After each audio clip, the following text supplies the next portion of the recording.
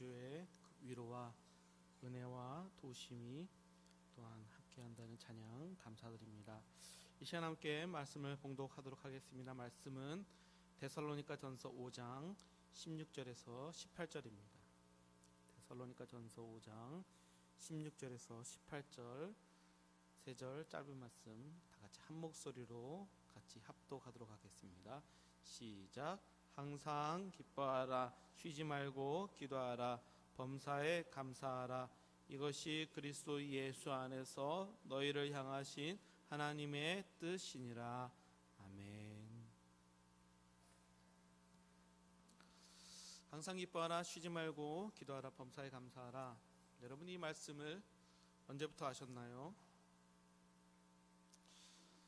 저 같은 경우에는 어렸을 적부터 집에 액자로 걸려있고, 또한 그 교회 달력에 보면 또 요 말씀 거의 항상 빠지지 않고 나타나지요. 또한 어릴 적 주일학교에서 아마 교회 못이 바뀌도록 또 듣고 암송한 말씀이 이 말씀 아닐까 생각이 됩니다. 항상 기뻐하라, 쉬지 말고 기도하라, 범사에 감사하라. 아마도 어린 시절 교회에서 이 주일학교를 나오신 분이라면 누구나 이 말씀을 자주 들어오셨을 것 같습니다. 너무나 잘 아는 말씀, 또한 많이 암송하는 말씀. 근데 자라면서 이 말씀처럼 어려운 말씀도 없는 것 같습니다. 항상 기뻐하는 것과 쉬지 않고 기도하는 것과 또한 범사에 감사하는 것. 그래서 이 설교를 준비하면서 오늘도 길을 가다가 한번 저 자신에게 한번 물어봤습니다. 내가 지금 기뻐하고 있는가? 대답할 수 없었습니다. 왜 그럴까요? 사실 기쁘지 않았습니다. 기쁘지 않았기 때문에 이 질문을 저 자신에게 물어볼 때 대답할 수 없었습니다. 지금 합신의 석좌 교수로 계신 박영선 목사님께서 설교 중에 이런 예화를 든 것을 제가 기억이 납니다. 본인의 얘기셨습니다. 박영선 목사님 그 가문은 대대로 이어져 온 기독교 가문이랍니다. 그래서 어려부터 신앙 교육을 받아왔는데 하루는 대학생이 돼서 서울에서 자취를 하는데 그 겨울에 수도꼭지가 꽝꽝 얼어붙었다는 것입니다. 그래서 어떻게 했을까요? 그 얼어붙은 수도꼭지를 붙잡고 간절히 기도했답니다. 물이 나오게 해달라고. 여러분, 어떻게 됐을 것 같습니까? 아무 일도 일어나지 않았습니다. 여러분, 도대체 뭐가 문제일까요? 그분이 그러면서 이런 질문들을 했었습니다. 말씀이 잘못된 건가요? 아니면 하나님께서 응답하시지 않은 건가요? 사실 우리들의 삶 속에서 경험하는 이런 수많은 고민과 갈등이 있습니다. 말씀에서 하시는 것과 우리들의 그 현실 사이에 어떤 격차가 있는 것 같단 말이죠. 어떤 사람이 격차에 대해서 그것은 믿음이 없어서 그렇다라고 말합니다. 아닙니다. 제가 생각할 땐 그 반대입니다. 사실 안 믿으면 이런 갈등도 없습니다. 근데 우리는 정말 믿으니까, 믿고 싶으니까 이 말씀과 이 현실에 나타나는 이 간극, 이 격차에 대한 갈등과 고민이 있는 것 아니겠습니까? 정말 오랜 세월 이런 갈등이 있었습니다. 특별히 이 본문을 대할 때 역시 그랬습니다. 왜 이 말씀을 우리에게 주셨을까? 항상 기뻐하라, 쉬지 말고 기도하라, 범사에 감사하라. 정말 이게 가능한가? 모르겠습니다. 다른 분들은 모르겠지만 제가 지금껏 살아온 바로는 항상 기뻐할 수 없고, 쉬지 말고 기도할 수도 없고, 범사에 감사할 수도 없다는 것이 저의 어떤 면에서는 결론입니다. 잠시 기뻐할 수 있고, 잠깐 기도할 수 있고, 또 어떤 일에 대해서는 감사할 수 있지만 항상 쉬지 말고 모든 일에 대해서 그렇게 하는 것은 정말 어려운 것 같습니다. 불가능하지 않을까, 이런 생각도 듭니다. 제가 이런 이야기 하니까 좀 긴장되시고 걱정하시는 분이 있을지 모르겠습니다. 박 목사가 뭔 얘기를 하는 건가? 여러분, 우리가 도달하기 어려운, 어쩌면 불가능해 보이는 이 세 가지 명령이 있습니다. 항상 기뻐하라, 쉬지 말고 기도하라, 범사에 감사하라. 사실 오늘 함께 나눌 말씀은 요 세 말씀을 나누려고 하는 건 아닙니다. 요 세 가지 말씀만 풀어나가려고 앞으로 나가려고 하는 것은 아닙니다. 왜냐하면 이건 사실 이 주제 하나하나로 다시 따로 나눠서 해도 충분한 주제이기 때문에 그렇습니다. 우리 이미 많이 들어보셨겠지요. 오늘 함께 보실 말씀은 이 세 가지 참 우리가 살면서 실행하기 어려운 이 말씀을 풀어갈 수 있는 어쩌면 키는 18절 하반절에 있는 하나님의 뜻, 이 하나님의 뜻을 우리가 어떻게 이해하느냐에 따라서 다를 수 있다는 생각이 드는 겁니다. 이것이 그리스도의 예수 안에서 너희를 향하신 하나님의 뜻이라고 말씀하신 이 하나님의 뜻을 우리가 어떻게 이해하는가. 그래서 이 하나님의 뜻을 함께 살펴보고자 합니다. 이 하나님의 뜻이 어떤 사람에게 누구를 통해 나타나느냐에 따라서 조금씩 다른 모습을 보이기 때문에 그렇습니다. 먼저 우리는 하나님께서 뜻을 가지고 계신다는 것을 알고 있습니다. 하나님께서는 뜻을 가지고 계시죠. 그 뜻이라는 것 자체가 아직 실현되거나 나타나지 않은 하나님의 그 마음을 말하는 걸 수도 있고, 하나님께서 세우신 어떤 계획이나 작정 이런 것을 가지고도 말할 수 있을 겁니다.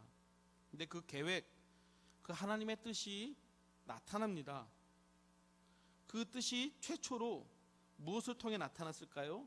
말씀을 통해 나타났습니다. 그 사건이 바로 천지창조입니다. 독특하죠. 하나님의 뜻이 최초로 말씀을 통해 나타난 것이 천지창조라니. 요한복음 1장 1절에서 3절까지 화면을 보시면 같이 읽어볼까요? 시작. 태초에 말씀이 계시니라. 이 말씀이 하나님과 함께 계셨으니 이 말씀은 곧 하나님이시니라. 그가 태초에 하나님과 함께 계셨고 만물이 그로 말미암아 지은 바 되었으니 지은 것이 하나도 그가 없이 된 것이 없느니라. 아멘. 태초에 말씀이 계셨다고 말씀합니다. 그리고 이 말씀으로 하나님께서 천지를 창조하셨습니다. 근데 그 말씀이 바로 하나님이시랍니다. 즉 아버지 하나님께서 그 아버지의 뜻을 나타내고 실현한 수단이 말씀인데, 근데 그 말씀이 지금 요한복음에서는 누구라고 얘기합니까? 그 말씀이 예수님이라고 말씀합니다. 이것을 또 다른 성경 골로새서에서는 이렇게 표현하고 있습니다. 제가 읽어보겠습니다. 그는 보이지 아니하는 하나님의 형상이시오 모든 피조물보다 먼저 나신 이시니 만물이 그에게서 창조되되 하늘과 땅에서 보이는 것들과 보이지 않는 것들과 혹은 왕권들이나 주권들이나 통치자들이나 권세들이나 만물이 다 그로 말미암고 그를 위하여 창조되었고. 우리 예수님은 하나님의 형상이요 하나님의 아들로 출생하신 예수님이시죠. 즉 모든 만물이 예수님에게서 창조되었고 예수님으로 말미암고 예수님을 위해 창조되었다고 말씀하고 있습니다. 그 예수님이 바로 말씀입니다. 하나님의 뜻이 말씀으로 나타났고 이 말씀은 다름 아닌 예수님이라고 말씀하고 있는데, 이것을 줄여서 얘기하면 하나님의 뜻이 예수님을 통해 나타났고 실현된 최초의 사건이 무엇입니까? 천지 창조란 얘기입니다. 이처럼 천지 창조는 하나님의 뜻이 나타나는 겁니다. 누구를 통해? 예수님을 통해 나타난 것이 바로 여러분 천지 창조입니다. 그러나 그 세상이 어떻게 되었죠? 타락하였습니다. 타락하여서 세상이 뒤틀렸고 세상이 하나님을 대적하였죠. 그런 세상을 향하여 하나님의 뜻이 다시 나타났습니다. 이때도 역시 누구를 통해 나타납니까? 말씀이신 예수님을 통해서 하나님의 뜻이 이 타락한 세상에 나타납니다. 어떻게 나타나죠? 복음으로 나타납니다. 하나님의 뜻이 예수님을 통해 나타나자 세상이 창조되었고 이 타락한 세상을 향하여 하나님의 뜻이 나타나자 복음으로 나타났다는 것입니다. 하나님의 뜻이 타락한 세상에서 이 말씀이신 예수님을 통해 나타나는 그것이 복음입니다. 그러기에 예수님께서 우리에게 이렇게 말씀하시는 것입니다. 예수님께서 나는 길이요 진리요 생명이니 나는 길이요 진리요. 이 말씀 우리가 생각하는 그런 어떤 단순한 그림이 아닙니다. 사실은 이 말씀이 예수님께서 하나님의 뜻을 나타내며 드러내시는 분임을 우리에게 가르치고 있는 것입니다. 하나님의 뜻이 예수님을 통해 나타나고 드러나고 실현되고 있습니다. 예수님을 통해 나타날 때는 실수가 없고 완전하며 그 하나님의 뜻이 온전하게 드러나 있는 것을 볼 수 있죠. 천지를 창조하시고 아버지께서 좋았다라고 말씀하신 것과 그 복음의 그 모든 사역을 통해서 아버지 하나님께서 그 아들 예수님을 높이시며 영광 돌리시는 것을 볼 때에 우리는 그 하나님의 뜻이 예수님을 통해 나타나는 그것이 온전하며 완전하다는 것을 알 수가 있습니다. 그러나 그 하나님의 뜻이 예수님이 아닌 이 세상을 통해 우리에게 나타날 때, 그리고 그 뜻을 인간인 우리가 이루어 나가려고 할 때는 굉장히 또 다르게 나타납니다. 어떻게 나타날까요? 우리는 이 모든 역사, 세상 역사를 이루시는 분이 분명 하나님이시요, 이 역사 가운데 하나님의 뜻이 있음을 우리는 고백하고 있죠. 그럼에도 그 뜻이 나타나는 모양이 어떻습니까? 하나님이 이 세상을 하나님의 뜻대로 통치하신다면 아름답게 나타나야 되는데, 그런데 어떻게 나타납니까? 악함으로 나타납니다. 때로는 죄악으로 나타나고 있습니다. 이를 로마서 8장에서 이렇게 말하고 있습니다. 이것은 이제 성도에 대한 표현이기도 한데 함께 읽어보겠습니다. 시작. 이와 같이 성령도 우리의 연약함을 도우시나니 우리는 마땅히 기도할 바를 알지 못하나 오직 성령이 말할 수 없는 탄식으로 우리를 위하여 친히 간구하시느니라. 우리가 알거니와 하나님을 사랑하는 자 곧 그의 뜻대로 부르심을 입은 자들에게는 모든 것이 합력하여 선을 이루느니라. 아멘. 하나님의 뜻이 분명히 있습니다. 하나님의 뜻이 분명히 있지만 사람들은 연약해서 어떻게 됩니까? 사람들은 연약해서 마땅히 기도할 바를 알지 못하는 겁니다. 사람들은 연약해서 하나님의 뜻을 잘 모르는 겁니다. 그러니까 성령님께서 어떻게 하신다고요? 우리의 연약함을 도우신다고요. 우리를 위해 성령님께서 간구하신답니다. 그리고 하나님께서 그 성도들을, 즉 그 부르심을 입은 성도들의 삶을 인도하셔서 그들의 그 모든 것, 때로는 그 인생들이 악하고 버릴 것 투성이라고 여겨지는 것까지 다 포함한 우리들의 인생의 그 모든 것들을 하나님께서 인도하심으로 합력하여서 그 삶을 선하게 빚어가시겠다라고 말씀하시는 겁니다. 결론적으로 말하면 그 성도에게 나타나는 그 하나님의 뜻, 바로 하나님께서 그 과정 속에서는 분명하게 우리는 어떻게 이루어지는지 잘 모르고 그것들을 분간하지 못하며 그것을 다 깨닫지 못하는 연약함 가운데 있음에도 불구하고 하나님께서 선하게 인도하신다는 것입니다. 우리의 인생 여정이 사실은 너무나 연약하고 또한 악함으로 가득 차 있다는 것들을 종종 우리가 발견하고 합니다. 하나님의 뜻이 분명 우리에게 주어졌다고 하나 그 하나님의 뜻이 어느 곳에 있는지 우리는 잘 보지 못합니다. 더더군다나 우리는 기도한다고 하지만 기도하면서 하나님의 뜻을 구해야 함에도 불구하고 하나님의 뜻을 구하기보다는 내 필요와 내 뜻을 구할 때가 더 많은 것들을 보게 되지요. 좀 그렇기 때문에 우리의 기도 응답도 없는 것이 아닌지 모르겠습니다. 그럼에도 불구하고 우리를 통해 드러나는 하나님의 뜻이 어떤 결과론적으로는 선한 것으로 나타난다는 것입니다. 우리는 그 뜻을 알지 못하고 잘 구별하지 못함에도 불구하고 그것이 무엇이 좋은지 무엇이 나쁜 것인지 잘 모르는데 우리는 그냥 내가 옳다라고 여기는 것대로 살아가고 있는데도 불구하고 성령님께서 우리 안에서 탄식하시며 우리의 연약함을 도우시고 또 우리를 향하여 계속하여 간구하심으로 말미암아 우리를 선한 길로 인도하신다는 것, 그것이 바로 우리를 통해 나타나시는 하나님의 뜻인 것입니다.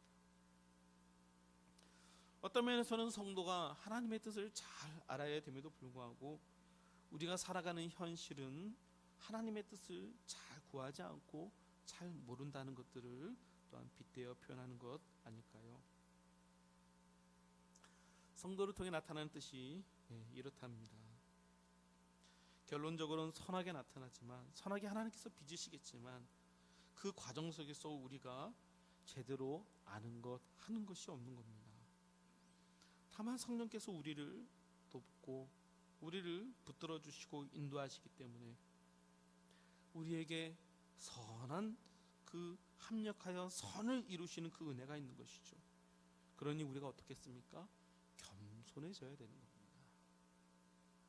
내가 잘해서 한 것이 아니라, 내가 잘 알아서 한 것이 아니라, 우리는 정말 알지 못하고 다 깨닫지 못하고 행했는데 하나님께서 은혜 주신 것이라는 것을 우리는 살아가면서 더 살아가고 더 인생의 경험을 많이 하고 많이 성공하면 성공할수록 오히려 이 은혜 가운데 있어야 되는 겁니다.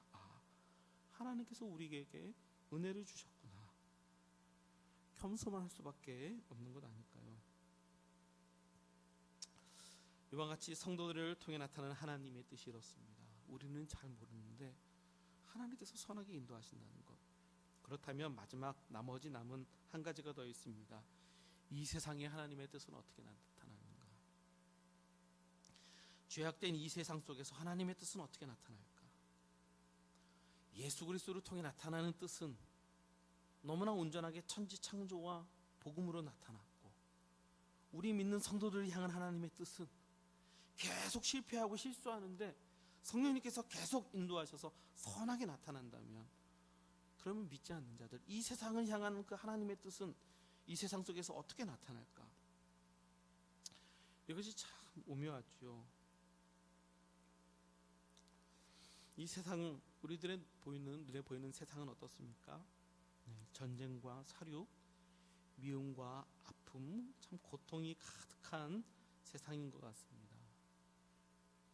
바로 며칠 전에 뉴스를 보니까 중동의 터키군이 또 쿠르드족을 공격하면서 수만 명이 불타오르는 고향을 뒤로하고 아이들과 함께 벌벌 떨며 피난가는 사진을 보았습니다. 얼마나 비참하던지. 그런 사진을 보면서 도대체 이런 모습을 보며 도대체 하나님의 뜻은 어디 있는지, 선하신 하나님께서 지으신 세상이 왜 이런지, 이 세상에 나타나야 할 하나님의 뜻은 어디 가고 악함이 가득한 걸까라는 생각이 들 수밖에 없는 거죠.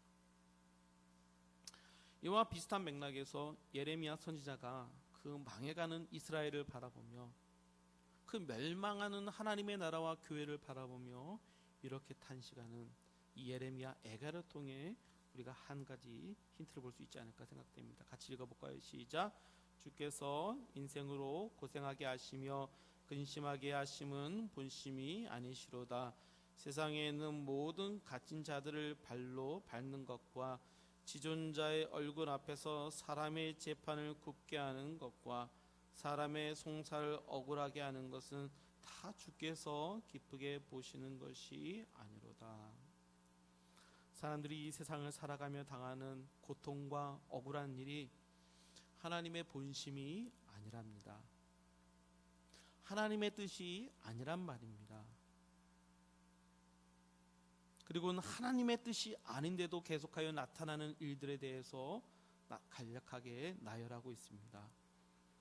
세상에서 갇힌 자들을 발로 밟는 것, 지금 이 모든 압제와 하나님 앞에서 재판을 굽게 하는 것, 즉 어떠한 판결에 대해서 돈과 인맥이 동원되는 것 등, 그렇게 해서 사람이 억울함에 빠져 헤어나오지 못하게 하는 이 모든 것들에 대해서 이것은 하나님의 뜻이 아니요, 하나님께서 좋아하시는 것이 아니요, 하나님께서 미워하신다고 말씀하시는 것이죠. 그럼 사람들이 이렇게도 말할 겁니다. 아니, 만약 이런 일들이 하나님의 뜻이 아니라면 그러면 이 세상에 그런 악이 나타나지 않게 하나님께서 막았어야지. 애초에 하나님께서 그 악을 끊으면 되지 않냐. 전능하신 하나님의 그 전능성이 악인을 진멸하고 선을 세우는 데 나타나야지 않겠냐라고 질문할 것입니다. 만일 하나님께서 이와 같이 행하신다면 여러분 어떻게 될까요? 그날이 바로 세상의 끝입니다. 예수님께서 재림하시는 날입니다. 예수님께서 재림하시고 세상의 끝날 이와 같은 심판이 나타날 것입니다.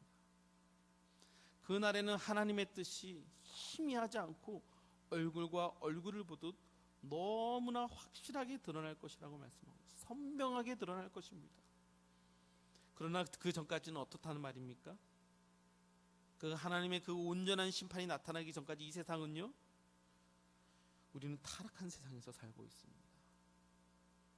그 세상 속에서 악인이 기승을 부리며 알곡과 가라지가 함께 있어서 진짜와 가짜가 공존하는 세상을 우리가 살아갈 것이란 말입니다. 도리어 선한 자들이 고난을 받고 아파하고 고통을 당하는 세상이 바로 우리가 지금 살아가는 타락한 세상이란 말입니다. 이 세상을 하나님께서 그럼에도 불구하고 유지하고 계시고 악한 자들이 돌아오도록 기회를 주시며 하나님께서 그 유예의 기간을 두신 것은 하나님께서 계시지 않은 증거가 아니라 도리어 하나님께서 그들에게 회개의 기회를 주시며 그들을 사랑하시기 때문에 나타나는 증거라고 베드로 사도께서 말씀하고 있죠. 사랑하는 도움가족 여러분, 하나님의 뜻이 있습니다. 그 완전하신 그 하나님의 뜻이 있습니다. 이 뜻이 예수님을 통해 나타났습니다. 그것이 천지창조였고 복음입니다. 그리고 그 뜻이 성도에게 나타납니다. 우리에겐 그 뜻이 잘 보이지 않아 방황하지만 성령님께서 우리를 인도하심으로 반드시 우리를 선하게 인도하신다고 말씀하시는 겁니다. 그리고 그 하나님의 뜻이 세상에도 있습니다. 그러나 세상은 여전히 악하며 죄악으로 치닫을 것이요, 그러다 결국 심판을 받고 말 것이라고 얘기하고 있습니다. 하나님의 뜻은 이처럼 누구에게 나타나냐에 따라 현격한 차이를 보이고 있습니다. 예수님을 통해 나타날 때 너무나 아름답고 온전하게 나타나지만 우리를 향해 나타날 때 우리는 그것을 잘 알아보지 못하는 겁니다. 그렇기에 오늘 본문이 어려운 것이 아닐까요? 너무 쉽고 짧은 말씀입니다. 항상 기뻐하라, 쉬지 말고 기도하라, 범사에 감사하라. 굉장히 예전부터 오래도록 외운 말씀입니다. 그럼에도 우리는 이 말씀을 사실은 잘 알지 못하고 이것을 이루지도 못하고 이 말씀의 그 완성도 보지 못하는 것이겠죠. 항상 기뻐하라, 쉬지 말고 기도하라, 범사에 감사하라. 하나님의 뜻이 예수님을 통해 말씀으로 나타났습니다. 온전한 하나님의 뜻으로 우리에게 나타났습니다. 그러나 그 뜻을 우리가 실현하고자 할 때 오히려 우리는 매일 실패하는 자신을 발견합니다. 잘 되지 않는 것을 보게 되죠. 근데 생각해 보니까 사실 이 말씀만 안 되는 것은 아니었습니다.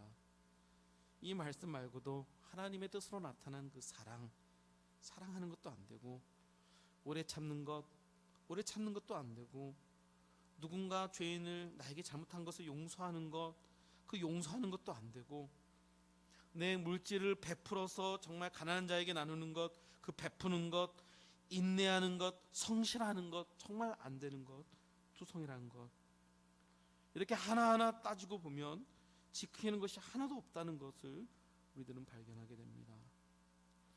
하나님의 온전하신 뜻이 나타나니 그 앞에 우리가 설 수 없다는 것을 깨닫게 되죠.